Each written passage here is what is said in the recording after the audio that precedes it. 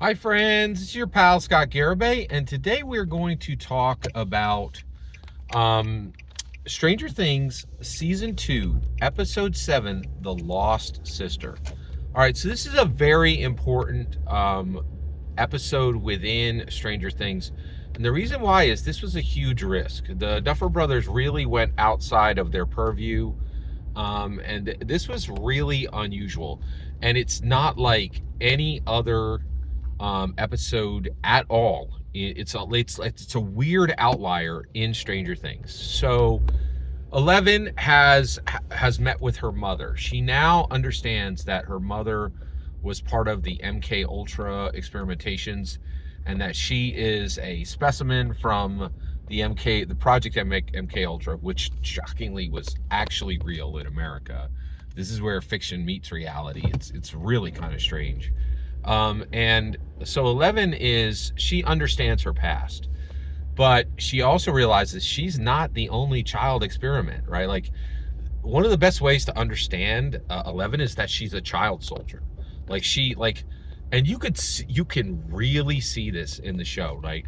And a lot of people got frustrated with it in the show. They're like, how come 11 does everything, and it does look like whenever there's fighting to be done, it really looks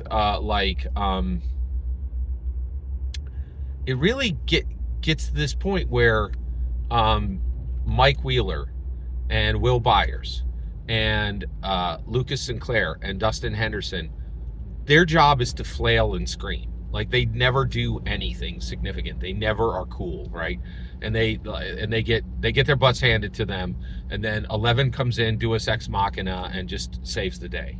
And you're like, it's tiring. It's like so like nonstop that it's tiring. Like, it's really bad, right? And you're like, yeah, I kind of get where you're going. Like, it is pretty bad. Like, it's not great, right? Like, and so basically, there are other children soldiers, right? Like, Callie is one of them. All right, so the lost sister is Callie. So Callie is in Chicago, Illinois, and 11 travels to see her, and she meets Callie. And Callie is a lot of things. So one, Callie is exactly what 11 is, but she's way ahead of 11. She understands who she is. She figured out all this stuff a long time ago.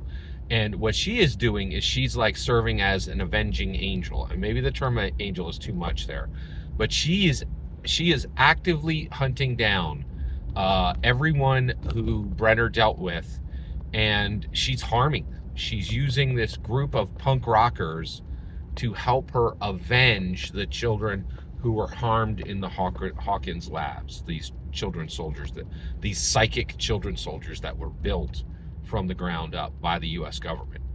Man, this is a dark story. Like, you don't really realize how dark this story is until you actually say it. Like, it is a dark story. All right, so all that's happening, right?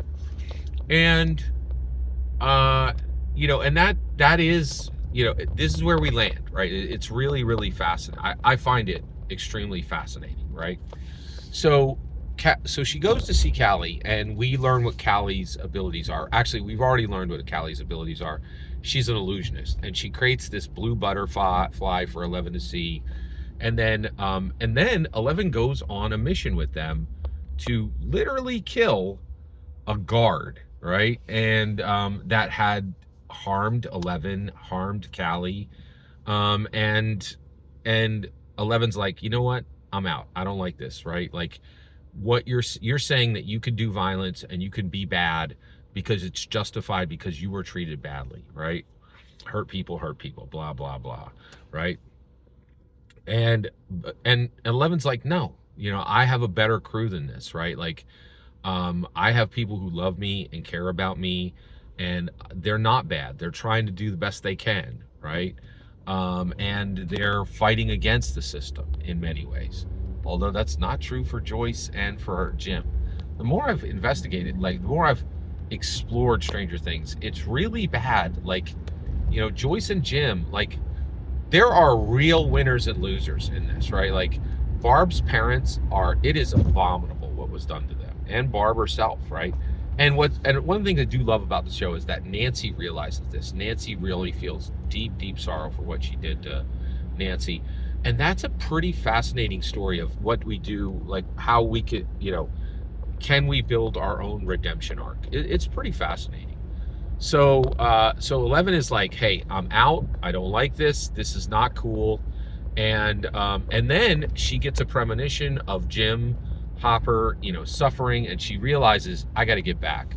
And just to be clear, this is all extremely evocative of Luke Skywalker getting, the future visions and saying, hey, I got to leave my training here on Dagobah and I got to get back to my friends. And so 11 makes her way home. And on the way, she has this really nice conversation with this lady on the bus who's, just like interacting with her like she's a normal human being, but 11 is absolutely not a normal human being. She's a super incredibly dangerous psychic warrior who's seen stuff that most people can't even imagine and lives in two worlds, lives in the Upside Down and lives in our world. It's a lot. It's very cool. But there's this nice lady on the bus, and just a pure muggle. Hey, sweet child, and like just kind of gets into it with her. And it's a beautiful scene. Even if your life is strange and weird, it doesn't mean you don't live in a regular world, right? Like I love Stranger Things so much. That is all of episode 7. Thank you so much for letting me share my exploration of this, of Stranger Things with you. I have, I love all my content, but not everybody does. And I choose to do content that absolutely nobody watches, but you watch this, and I really appreciate it. Every single word you just heard in this video is my humble opinion, nothing more, nothing less.